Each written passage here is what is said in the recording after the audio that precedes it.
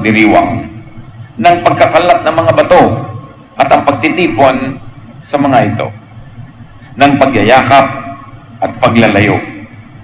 Panahon ng paghahanap at ng pagkakawala niyon, ng pag-iingat sa isang bagay at ng pagtatapon, ng pagpunit at ng pagtahi, ng pagtahimik at ng pagsasalita. Ang panahon ng pagmamahal at panahon ng pagkapuot, ng digmaan at ng kapayapaan. Alam ko na, ang itinakda ng Diyos sa tao. Iniangkop niya ang lahat ng bagay sa tamang kapanahunan. At nawa pagpalain tayo ng Panginoon sa pagkabasa ng napakatalinong obserbasyon at katuroan ni Haring Solomon. Ecclesiastes 3:1-11, everything on earth has its own time and its own season. Creation has its own time and timing, set by the Creator, no less. All creation obeys this time, this timing, this clock, so-called, of the Almighty.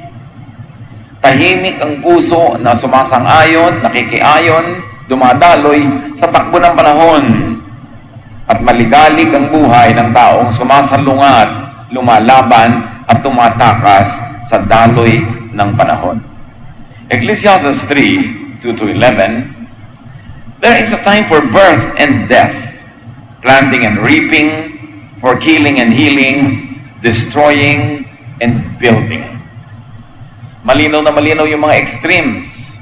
May panahon na mabubuhay, mamamatay, papanganak, babawian ang buhay, pagtatanim at pag-ani at pagkaani mo, namamatay na yung mother plant, sa pagkitil at pagbibigay ng buhay, sa pagbuo at sa pagsira.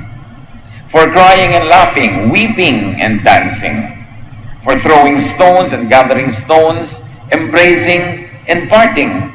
And this makes up the cycles of life. Paikot-ikot, painog-inog lang ang buhay sa mga paikot-ikot at paulit-ulit na cycles na ito. There is a time for finding and losing, keeping and giving, for tearing and sowing, listening and speaking. There's also time for love and hate, for war and peace. Yan ang mga nangyayari sa buhay ng isang tao mula siya isilang hanggang siya bawian ng buhay. Nagpapagulong-gulong ang buhay sa ganitong mga kaganapan. God makes everything happen at the right time. Yet none of us can ever fully understand all He has done. And He puts questions in our minds about the past and the future. Isang napakatalinong obserbasyon sa buhay na tanging si Solomon na binigyan ng Diyos ng kagilagilala sa karunungan ang nagpadugtong-dugtong sa mga mukhang puta-putaki at putol-putol na bahagi ng buhay. At nakakita si Solomon ng isang pattern when he connected the dots. There is time for extreme situations in life and for all other points in between those extremes. May extreme right, may extreme left, at merong gitna, at merong nasa pagitan. Merong extreme height, may extreme depth, at may mga nasa pagitan. May extreme na kasiyahan at kalungkutan, sukdulang puot at sukdulang pag-ibig, sukdulang mga pagitan ng buhay. So anong dapat nating tandaan kung hindi pa natin natatandaan that extremes can and will happen? With extreme emotional impacts.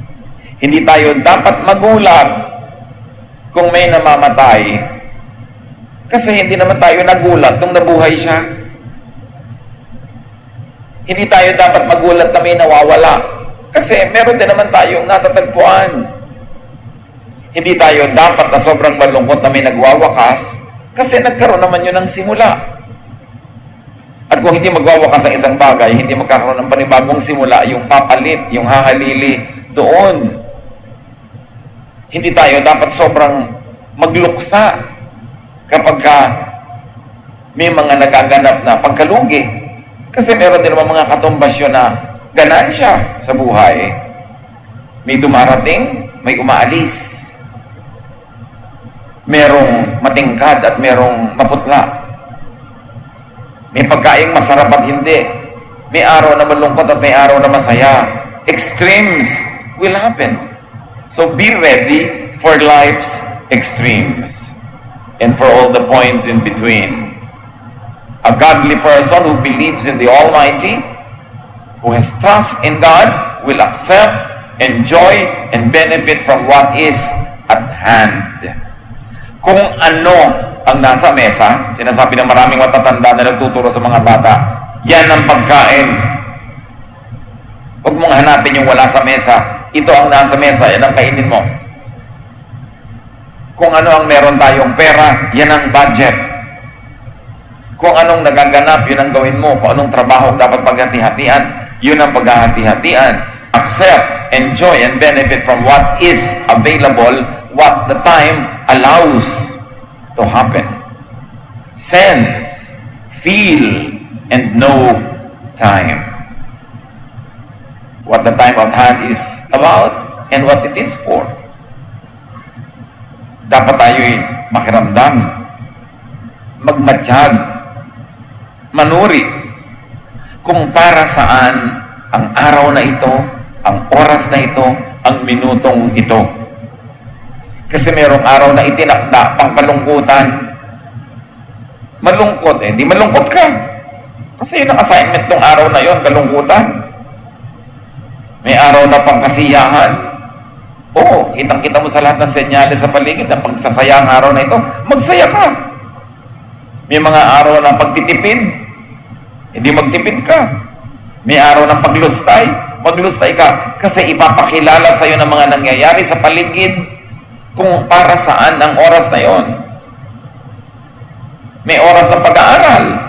Alam mo, estudyante ka, nasa loob ka ng classroom, oras yun ng pag-aaral, hindi oras ng pagbubulakbol, hindi oras yun ng pagte-text, hindi oras ng pagtulog, kasi oras yun ng pag-aaral. Pag oras na ng pagtulog, dapat matulog ka na, kasi pag hindi ka natulog sa oras ng pagtulog, hindi ka magising-gising sa oras ng paggising.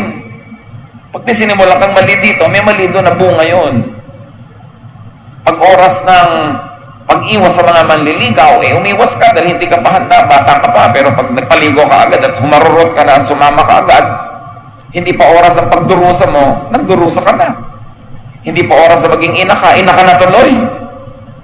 Hindi pa oras na nagbabudget ka ng mga gatas-gatas at dapat susuklay-suklay ka sa salon-salon. Ang iniisip mo, mga gatas at mga kung ano-anong diaper, kasi hindi pa oras, naging ina ka na. Hindi pa oras, naging ama ka na. May oras ang lahat. At dapat inaalam natin, para saan ba ang oras na ito? May oras para magpalusog ka ng katawan. May oras para magpahinga. Pero pag hindi oras ang pahinga, nagpapahinga ka, bulak-bul ang tawag doon. May oras ng bayad yun. Kasi lahat may nakatakda. So ang dapat mo lagi itinatanong, for what time is it? Hindi lang what time is it, but for what time is it? Ama, it is for work. The time now is for work, so you work. The time now is for vacation, so magbakasyon ka. The time now is for faithfulness to your partner, so be faithful. May time ang lahat. At lahat ng kaguluhan sa buhay, lahat ng needless pain, dahil wala ka sa timing, wala ka sa rhythm, wala ka sa panahon. Natural flow, ordained order, means God's will. And God's will is revealed, ushered in, and taken away by time. Time ang nagsasabing, kalooban na ng Diyos na matutulog ka na. Kaya inaantok ka na eh. Kalooban na ng Diyos na babangon ka na. Kaya sumisikat na ang araw. Kalooban ng Diyos na kakain ka na. Kaya nagugutom na yung sikmura mo. Kalooban ng Diyos na tumigil ka na ng pagkain dahil busog ka na. Kalooban ng Diyos na magbigay ka. Kasi meron kang ibibigay o meron siyang pangangailangan. Lahat yun kalooban ng Diyos. Pag pumasok sa dimension of time, God is God of time, therefore it is God's will. Time is God's will. Tayo na mamatay, God's will din yun. Kasi God's will nung ipinanganak siya, God's will nung nakuha siya ng Panginoon. The Lord gives, the Lord takes away. Ngayon, pagka tinanggap mo siya nung ipinanganak, minahal mo habang lumaki, kasama mo, in-enjoy mo siya, na-enjoy ka niya, nagtulungan kayo, pag kinuha na siya, dapat konti lang ang lungkot mo. Kasi wala kang ipagsisi. Dahil nung oras na mamahalin siya, minahal mo. Pero nung patay na hindi na niya mararamdaman ang pagmamahal mo, ang mga regalo mo, ang magandang ataol, malulungkot ka nga nun. Kasi hindi mo siya minahal sa oras. Kailan ba dapat mahalin yung tao? Di habang buhay. Hindi kung kailan patay na, doon nagkaganda-ganda ng ataol, pagkaganda-ganda ng service. Tapos kung kailan patay na, hindi ka na matidinig, doon ka puri ng puri. Pero hindi mo nang pinuri ng buhay. Kaya lihis-lihis. Kaya maraming sakit sa buhay. Mali ang time. Time is God's will. And a godly person will always examine para ano ang araw na ito. Sa araw ba na to, ako'y tatanggap o magbibigay? Kailangan nagpapray ka, Lord, guide me. Sa araw na ito, ako ba ay magpapatawad o ako hihingi ng tawad? Sa araw na ito ba, ako ang maglilingkod o dahil pa sa mga pakiramdam ko, hindi ako mahihiyang paglingkuran nila ako. Pero nahihiya akong paglingkuran nila ako kasi nung nangangailangan sila, hindi ko naman sila pinaglingkuran. So pag hindi mo ginawa yung dapat mong gawin sa tamang oras, pag ikaw na ang dapat tumanggap, naaasiwa ka rin. Nung bata ka, inaalagaan ka ng magulang mo, pagtanda nila, ikaw na nag-aalaga sa kanila. Ganon ang isinasabi ng panahon. Nung hindi ka pa makalakad, buhat-buhat ka nila, akay-akay. Ngayong si matanda na hindi makalakad, ikaw naman ang bubuhat at aakay. Panahon. Pero merong mga magulang, hindi mag-alaga ng anak. Although konti yun. So pag sila nangaalagaan, tinatamad din yung anak na alagaan sila kasi wala sa panahon. By the way, do not overread and do not misread signs, especially signs of the end. Yung panahon, marami mga relihiyoso, wala nang inisip kundi end times. Do not be obsessed with the end. Sabi sa Matthew 24:36, no one knows the day or the hour. The angels in heaven don't know, and the Son himself doesn't know. Only the Father knows. So kung gusto ng Ama na lagi nating isipin yun, di dapat sinabi niya kung kailan. So hindi yun ang iniisip yung end times. Ang iniisip mo, how do I treat the time now? The time today? The time this minute? What will I do with it? Paano ako mamumuhay ng anumang mangyari, kailan man mag-end times, okay lang. Kasi wala akong sukat pagsisihan, wala akong lugi, at wala akong sinuspend na goodness or pleasure or happiness or joy because I did everything in its time. So kung ikay spiritual, huwag ka mag-isip na mag-isip lagi ng end times. Just live your life normally, live well. 1 Thessalonians 5:2, you surely know that the Lord's return will be as a thief coming in the night. So yung hindi mo namamalayan, yun ang gusto ng Diyos. So bantay ka ng bantay. Ang bantayan mo na lang, tama ang ginagawa mo sa tamang oras para yung rhythm ng buhay maximize yung benefits. So susuriin mo kapatid, para ano bang araw na ito? Birthday ng nanay ko, o para sa kanya ang araw na to. Diba? Anniversary namin mag-asawa, so para sa amin ang araw na ito. May exam ang anak ko, para sa kanya ang oras sa mag-review, hindi ko na muna pagtatrabahuhin, hindi ko na pahuhugasan ng kotse, kasi may exam bukas, para sa kanya ang oras na ito na mag-review. Nalulungkot yung anak ko, so para sa kanya ang aking atensyon. I will drop what I'm doing, maybe take him or her to they have a meal outside the house or to talk. Kasi nalulungkot siya. Hindi yung lungkot na hindi mo pinapansin. Nung biglang nagpakamatay pala, iiyak-iyak ka ngayon, tsaka ka yung pansin ang pansin kung kailan pangkay na. Pag ginagawa mo ang tama sa tamang oras, nawawala o sobrang nababawasan ang dapat ipagsisi sa buhay. Habang maliit yung bata, dapat kapiling ka, kasama ka, kasi paglaki na, wala nang chance, mag-aasawa na yan, magiging busy na mag-alaga ng sarili niyang anak. Kaya dapat yung mga, dahil sa pangangailangan, nalalayo sa pamilya sa hanap buhay, huwag sana masyado matagal. Yan ang prayer ko. Naintindihan natin that people have to survive and they have to have jobs away from their loved ones. Pero sayang ang panahon na lumilipas na hindi na maibabalik. Kaya ang gusto ko ang ating bayan ay umasenso, mahalin natin ating mga produkto para magkaroon ng trabaho din sa ating bayan at na hindi nag-aalisan ang mga mahal natin sa buhay. Kasi yung panahon na wala sila, hindi na maibabalik. Napaka-importante. So itatanong mo, para saan ang araw na ito? Pagka meron kang mahal sa buhay na parang ang init-init ng ulo, nakakainis, irritable, ang liit-liit na bagay, galit na galit, para saan ang oras na yun sa'yo?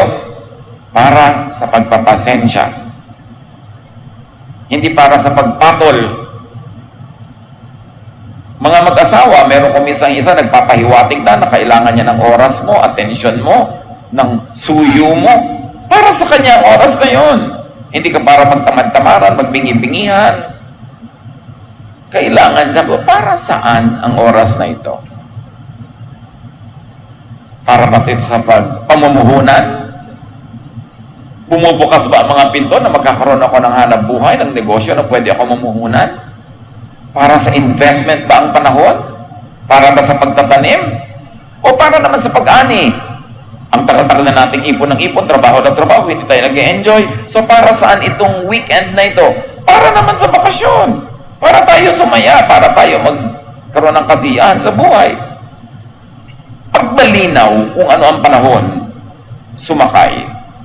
Huwag sumalungat sa panahon. O may kasalan sa pamilya nyo. Huwag ka na mangontrabida kahit hindi mo masyadong nagustuhan yung magiging hipag mo o magiging manugang mo. Kasalan na wala nang atrasan. So sakay ka na lang.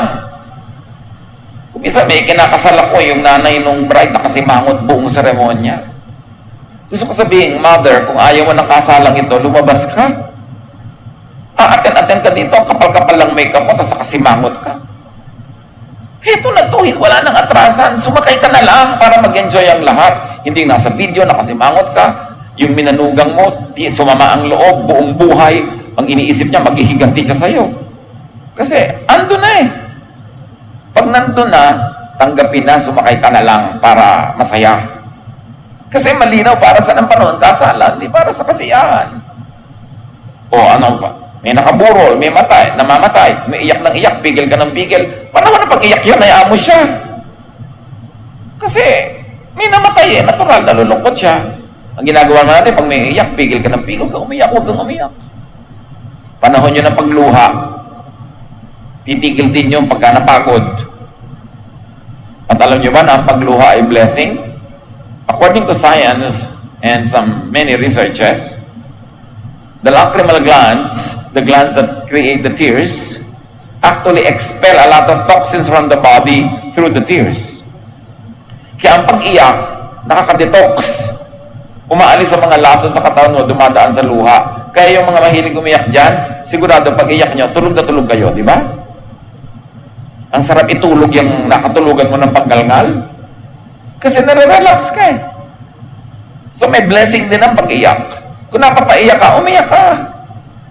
Huwag yung pinipigil mo, tapos kung kailan naman hindi nakakatawa, doon katawa ng tawa.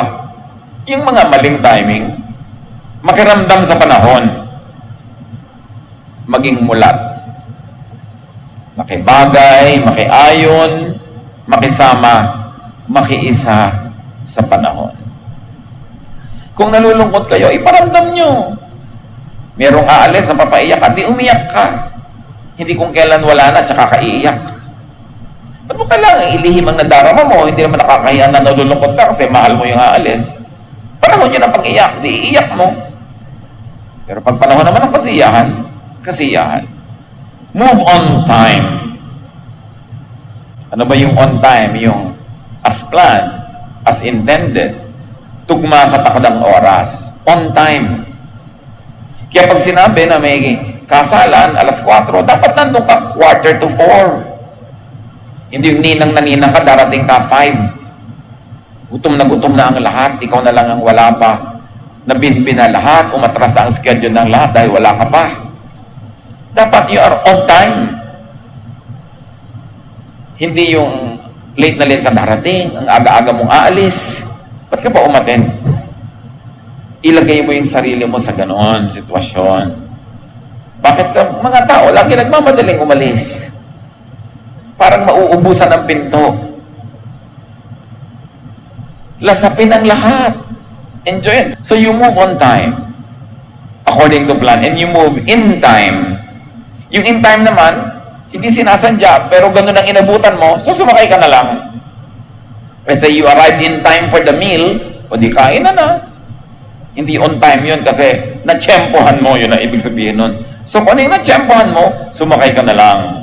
Makisayaw sa tugtog. Pagpasok mo sa isang meeting, huwag kang maingay agad, makiramdam ka muna kasi baka nag-aaway-away sila.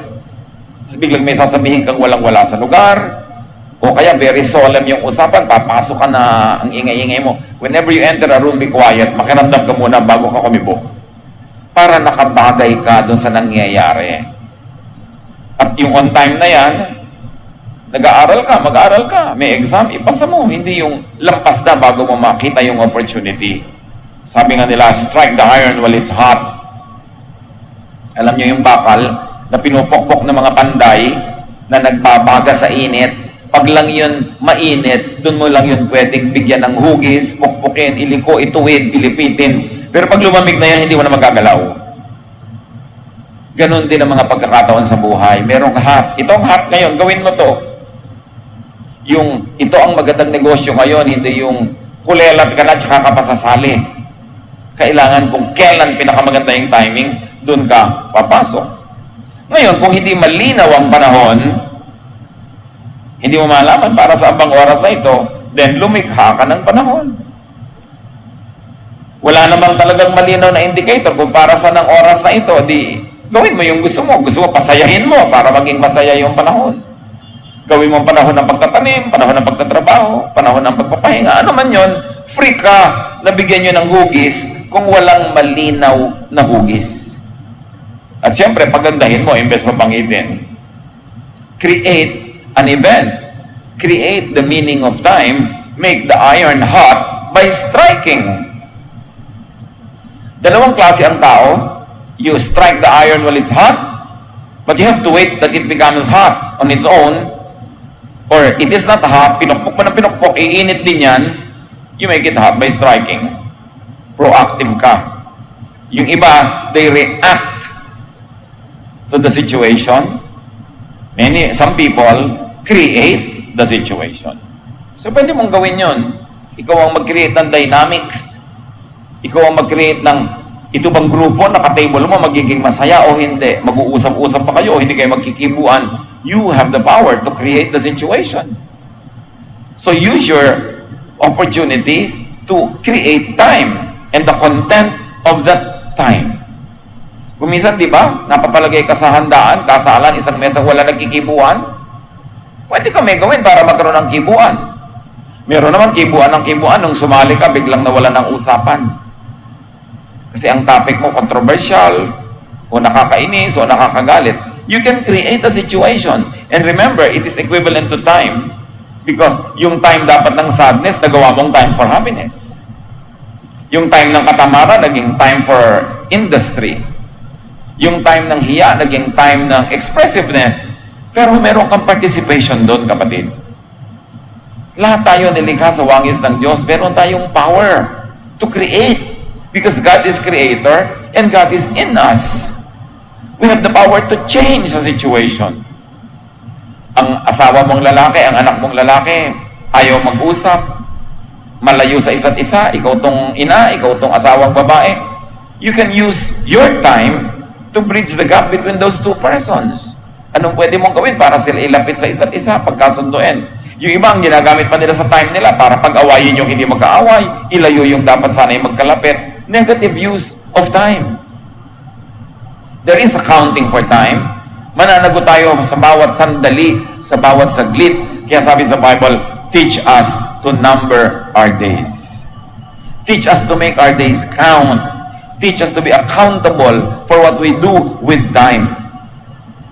Ngayon, pag hindi malinaw, hindi malikha ang panahon, manahimik. Hindi malinaw sa iyo kung para saan ang oras na ito, ang araw na ito, ang linggong ito.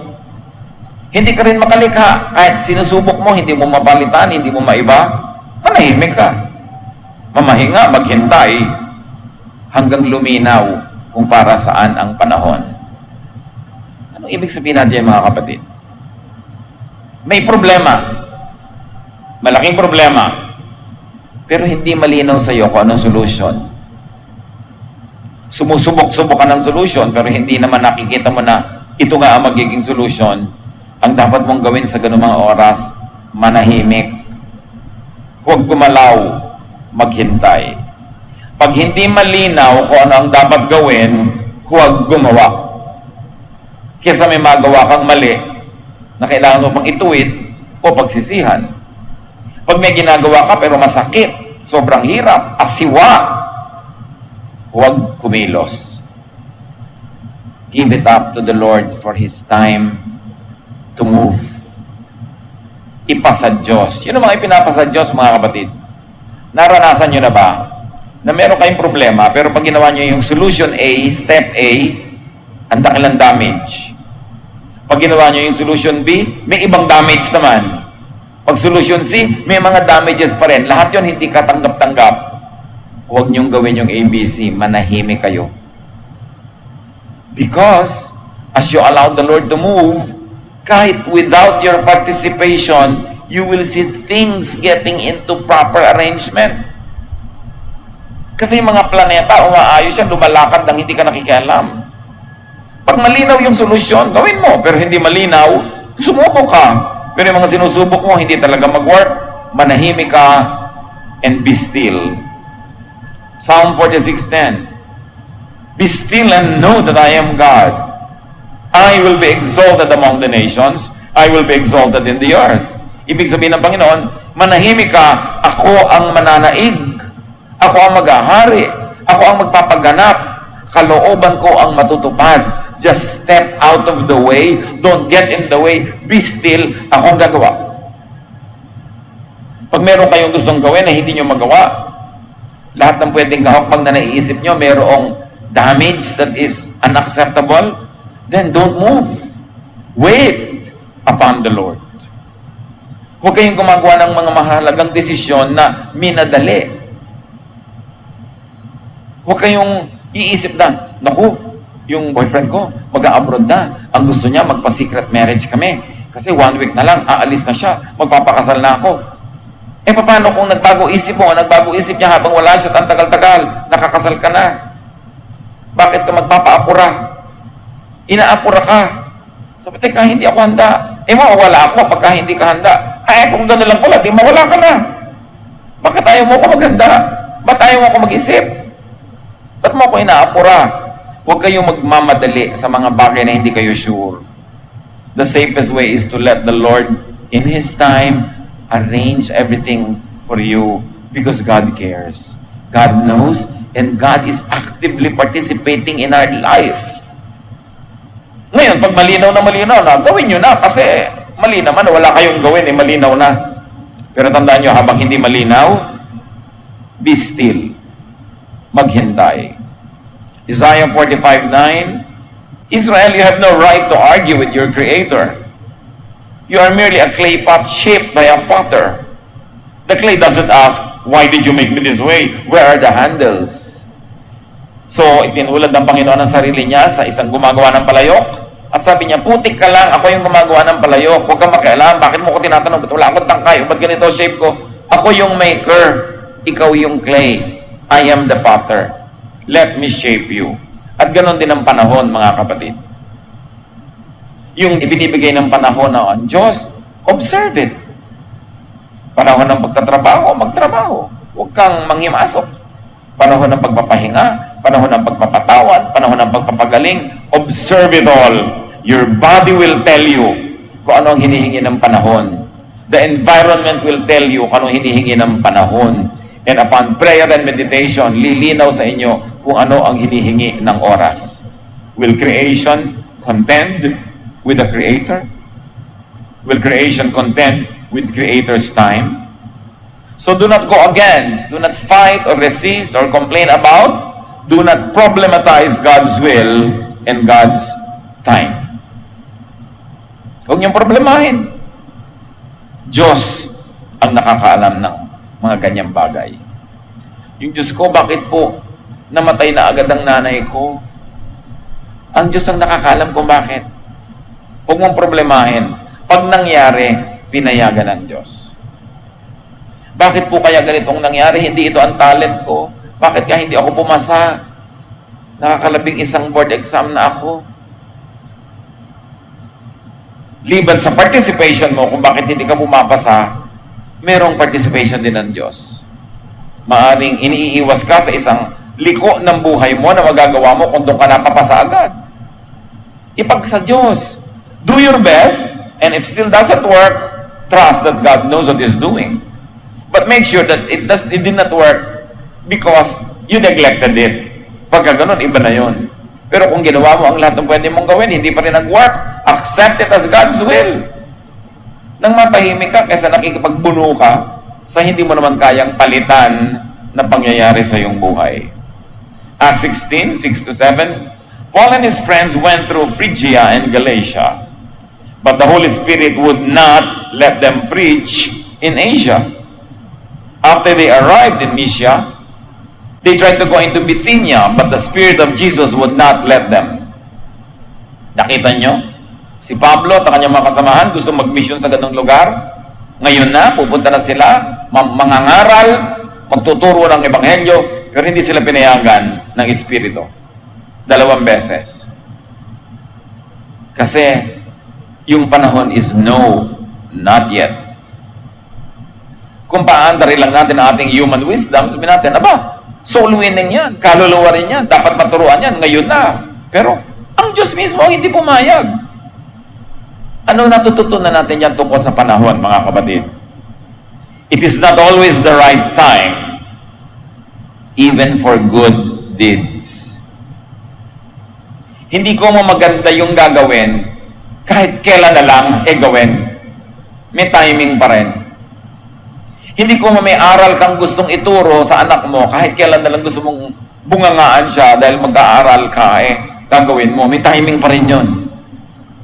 Hindi ko tama ka at mali sila, ikaw na agad tong magsasalita ng malakas dyan. May timing yun. Hindi ko tama ka o tama ang gagawin mo, kahit kailan na lang pwede. Itinatiming din ang mga bagay. Yun nga evangelism na dinelay pa. Hindi natin alam kung bakit. At sa mga bagay na hindi natin maalam, ipasa Diyos. Pero yung pwedeng alamin, alamin. Pero may mga bagay na talagang ipapasa Diyos mo. Bisa nga, against human logic. Pero lahat naman ginawa mo, hindi pa rin nag-click. Di God's will. Acts 1:4. While he was still with them, he said, si Jesus ito, don't leave Jerusalem yet. Wait here for the Father to give you the Holy Spirit, just as I told you, He has promised you to do. So yung mga disipulo ng Panginoon na taga Galilee, inabutan sila ng kamatayan ni Jesus nasa Jerusalem. Hindi nila hometown, hindi nila home city. Siyempre, pagkamatay ni Jesus, dapat ang tendency nila, umuwi na uli sa kanilang probinsya. Pero sabi ni Jesus, wag muna kayong aalis. Maghihintay kayo dito hanggang bigyan kayo ng Ama ng go signal. Hindi ko uuwi ka na agad. Meron ding go signal yon. Hindi ko meron kang sa yung practical knowledge dapat na next thing you will do, it doesn't always follow. So ikasanggunin mo sa Diyos at kung ikay madasalin, taimtim manalangin, ituturo sa iyo ng Diyos yung timing niya. Kaya bawat pasya dapat ipinagdarasal. At pag hindi pa malinaw ang sagot, huwag kang umarangkada na basta ka na lang susugod, hintayin mo yung sagot. Wait. Di ba? May mga no, may mga wait. Meron naman, ayaw pang lumakad. Luke 9:59-60. Jesus said to another man, follow me. But he replied, Lord, first, let me go and bury my father. Jesus said to him, let the dead bury their own dead, but you go and proclaim the kingdom of God. Kakaiba naman to. Sabi ni Jesus, halika, sumunod ka sa akin, mangangaral tayo, we will win souls. Namatay po yung tatay ko, may lamay pa, ililibing ko po muna, tapos susunod ako sa inyo. Hayaan mo ng iba ang maglibing, ikaw, sasama ka na sa akin ngayon, kahit di pa na ililibig yung tatay mo. You see? It goes against practical knowledge and wisdom. It goes against tradition. But God wills that he goes even at the time when he hasn't buried his father yet. So kailan natin talaga tayo lalakad, hindi lalakad? Mahalaga ang prayer. Mahalaga ang pananahimik, pakikinig sa Espiritu ng Diyos dahil doon niya ipagkakaloob sa atin yung liwanag kung dapat ba tayong lumakad na o hindi pa. Prayer is very important so that we will not waste time. Prayer is very important so we will make the most of time and make the most of life. So para sa lalaking ito, hindi pa siya handa, pero sabi ni Jesus, now na. Yun naman mga disciples, aalis na, not yet. Si Paul, nakagayak na mag-preach, hindi kayo pupunta doon ngayon. So hindi mo talaga alam kung alin ang gagawin mo. We do not know what to do. We do not know how to pray as we ought. But the Spirit intercedes for us with sighs too deep for human words. Nagpapahiwatig sa atin ang Espiritu ng Diyos sa mga bulong, mga guidance na hindi kayang sabihin ang salita ng tao. Kaya spiritual dapat ang decision making natin. Hindi basta human wisdom lang ang ginagamit, but godly wisdom. Psalm 27:14, wait for the Lord. Be strong and take heart and wait for the Lord. May oras ng kamatayan. Pag dumating sa buhay natin yon, mga kapatid, by God's grace, tanggapin ang maluwag sa loob. Kahit naman makipagtunggali ka ito, di ka mananalo. Kamatayan ng mahal sa buhay, hindi na maiwasan, tanggapin. At para mabawasan ang pait, habang buhay, mahalin mo na. Para kung sakaling nabawian ang buhay, konting miss, konting lungkot, pero walang kasamang pagsisisi. Walang kasamang paninisi.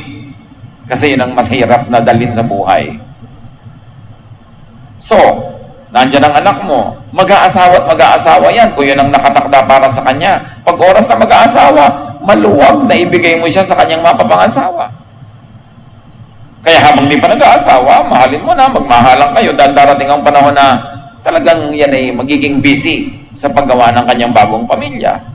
Tamang panahon.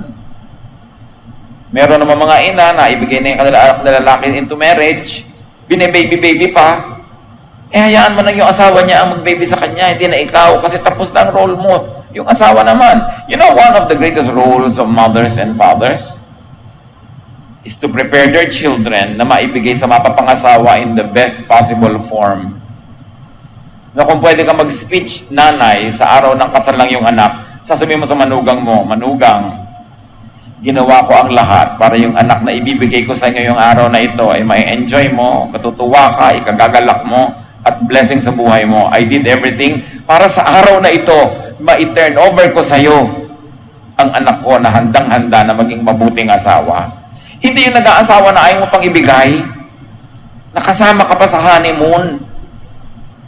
Ayaw mong humiwalay, pati yung lulutuin, dinadalan mo pa. Siyempre, ang tagal mo na nagluluto, mas masarap ka siguro magluto kaysa doon sa asawa. Bigyan mo naman siya ng chance ma-develop. Kasi wala na sa panahon na babyhin mo yung anak mo, may asawa na eh. Kailangan pakawalan mo na. Wala ka sa panahon. Yung mga iba naman mga tao, nag-asawa na, hinahanap sa asawa nila yung nanay nila. Alam mo, nanay ko masarap magluto. Eto ka sa nanay mo. Yan ang niluto ko, ako asawa mo. Kainin mo. Diba? Ganun talaga kasi panahon ko na to. May panahon. You observe that. Sa mga choir, mga singers, mag-practice kayo bago kumanta para hindi habang kumakanta doon kayo nangangapa ng letra. Ang pangangapa, before singing, not during. But if you don't do your thing at the right time, you will do the wrong thing at the right time. Laging may bunga, may singil, may balik, may hampas. Ang panahon na hindi ginugol ng tama. Magbabalancing act yan. Philippians 4:11, I have learned to be content whatever the circumstances. Sabi ni Paul.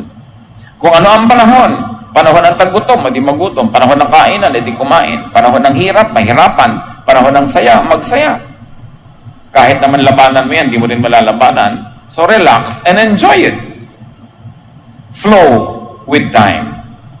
Sasandali ang oras sa buhay. 1/3 of your life, tulog ka pa. Kasi kung 8 hours a day tulog ka, di 1/3 of your life na yon.